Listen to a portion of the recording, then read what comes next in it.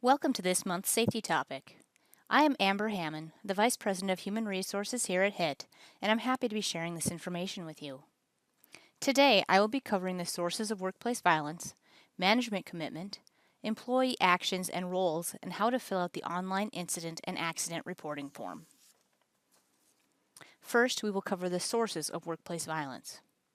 The first one is by stranger or criminal intent. An example would be a holdup at a convenience store or other type of burglary or robbery. The second would be by client, resident, customer, or the family member of a client. An example of this is an intentional injury from a client, pinching, biting, etc. The third one would be by a coworker. An example may be an altercation between two coworkers at the site. And the last would be personal. An example would be a domestic incident that may carry over into the workplace. For example, an ex-spouse coming onto the work site, etc. Next, I will speak of our management team's commitment to workplace violence prevention.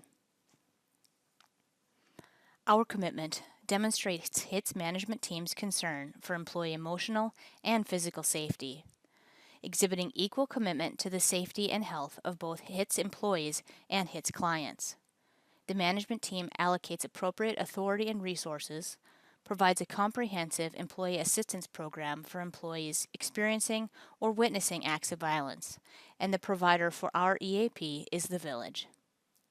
The management team also supports and implements appropriate recommendations from the Safety Committee. There are always ways to improve, and HIT's management team is committed to seeking these improvements for a safer workplace. We'll move on to employee roles and involvement. The employee's role for preventing workplace violence includes understanding and complying with HIT's Workplace Violence Prevention Program, which is the purpose of today's training. HIT Safety Program, which is typically taught annually at Carnival or at your all-staff meeting. HIT's Emergency Plan. This includes topics covered at monthly meetings as well as necessary as they come up, as well as any other safety and security measures that are specific to your site.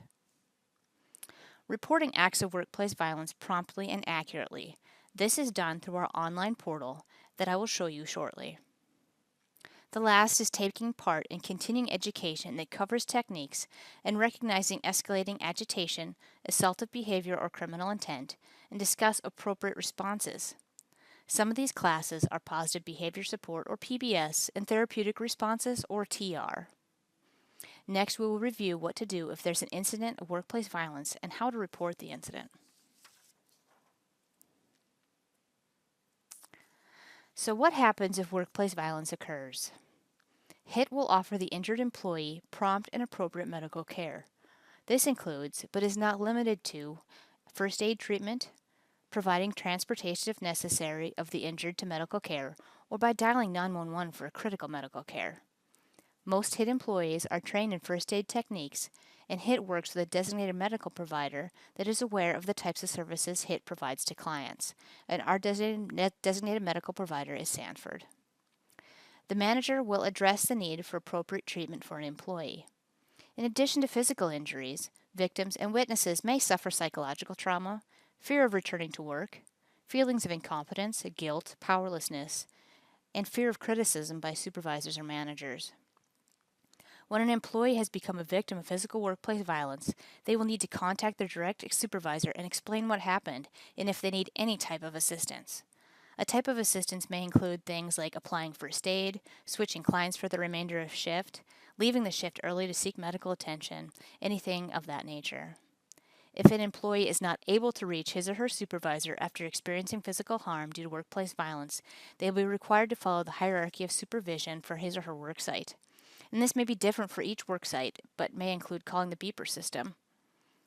All HIT employees will be required to report all acts of workplace violence against them by their coworkers, strangers, clients, client family member, or any personal acquaintance. Now, if the employee has been the subject of a verbal attack or disorderly conduct, they will document it as required by their particular work setting. Employees are empowered to call their supervisor or to seek assistance if they need it for any verbal attacks. Employees should not fear retaliation for reporting or for asking for help. Now, the next slides will demonstrate how to report an act of workplace violence as well as any other injury or accident that occurs on the job. So first I would ask you to log on to www.hitinc.org and click on the Employee Login section, which is annotated by this blue arrow.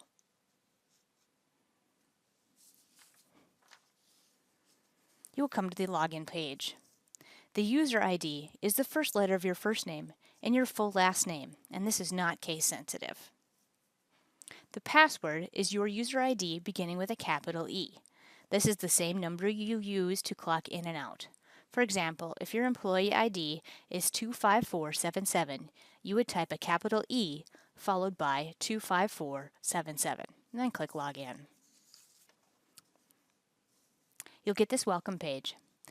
On this welcome page, you'll be prompted to click on Incident Reporting, which is annotated by the blue arrow on the left. You'll come to this injury report form. Please fill out the incident report as soon as practical. You will be prompted to enter your department and your site as well as a description of the incident. By clicking on Submit, the report will be forwarded to your supervisor as well as the safety coordinator.